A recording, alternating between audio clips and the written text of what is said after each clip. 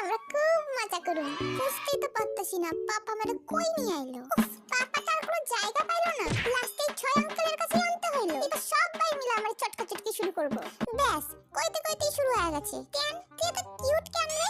না না শুধু কিউট না, কিউটের ডিব্বা একটা। দূর, এই মাছের আঙ্কেলের কাছ থেকে যে কিভাবে রক্ষা পাম?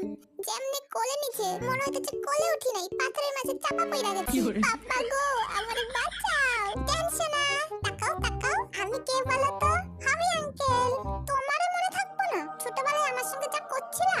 ও মা গো, আমার পুচকু টানুটা। এই যে টান বেটা, বড় হয়ে কিন্তু তোমারে আমার থেকেও বড় ডান্সার হইতে হইব।